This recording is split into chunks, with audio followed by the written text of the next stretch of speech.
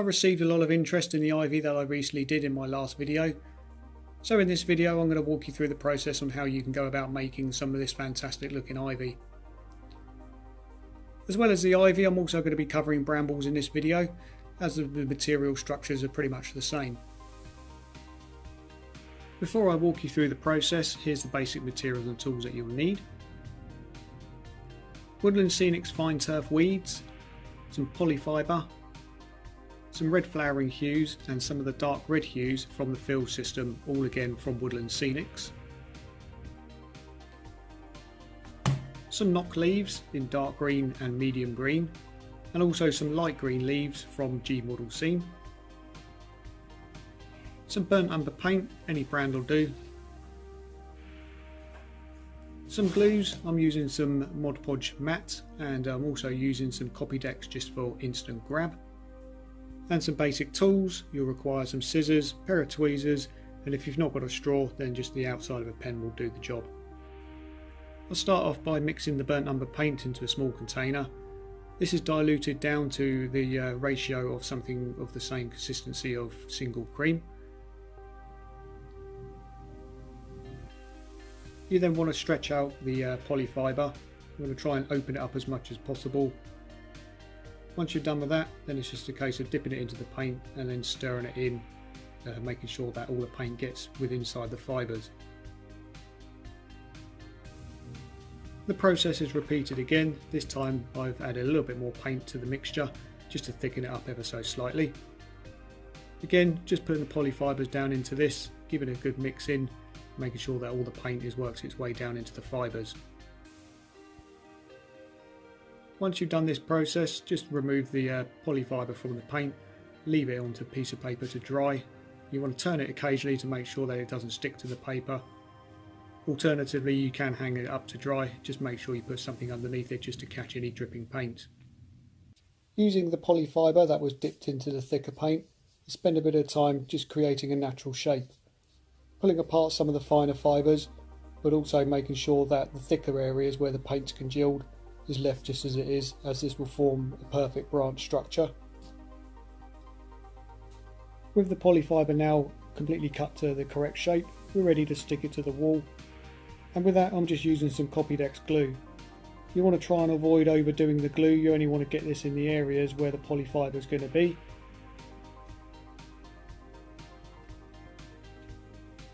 Copydex works best once it's been left for around about 10 minutes. Once the glue's gone tacky, we're ready to stick the polyfibre into it. You just want to make sure that you press it in far enough. This will keep it so it's fairly flush to the wall. Once the glue's completely cured, we can take a pair of scissors and just trim off any fibres that may be sticking out too far. For any areas where you want ivy to look like it's recently grown, just trim the polyfibres back as close to the wall as possible. We're now ready to apply the leaves. To do this, I'm going to be using matte Mod Podge, and you want to give a nice good coat of glue over all the ends of the polyfibre, trying to cover as much of it as possible.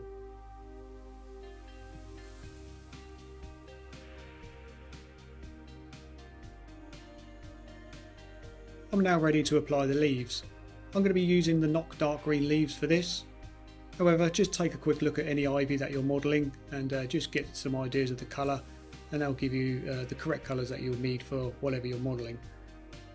For this process, I'm just going to be applying the leaves by blowing them on. Just grab a piece of card, fold it in half and just fill the card with the leaves. Using either a straw or the outside of a pen, just simply blow them onto the wet glue.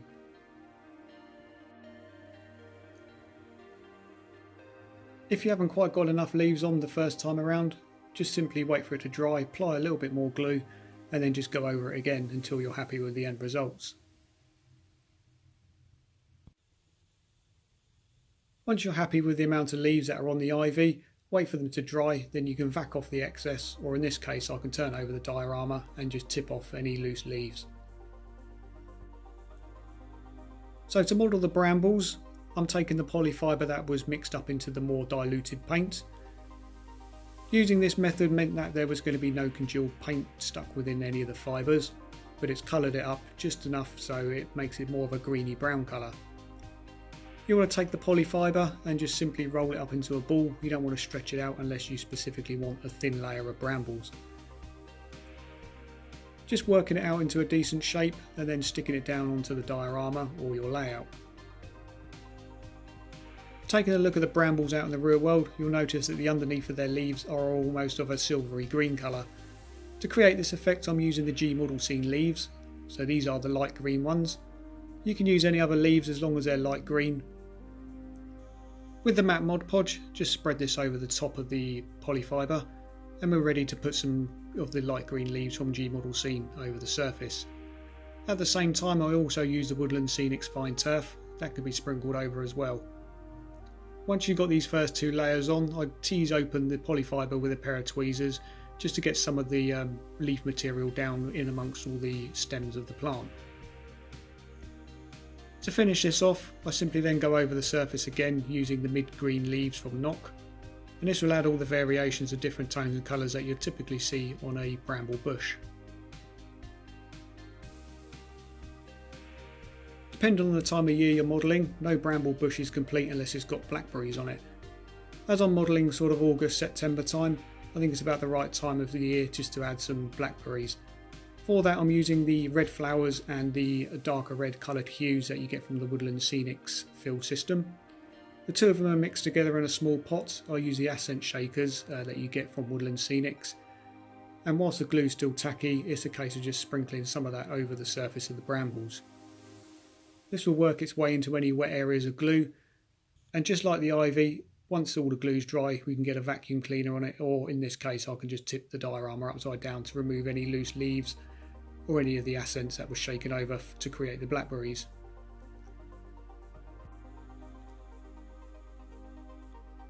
I'll be doing plenty more scenic tutorials in the next few months, so be sure to save the playlist and you'll be notified of any uploads as and when. But as always, cheers for watching and I'll catch you all in the next one.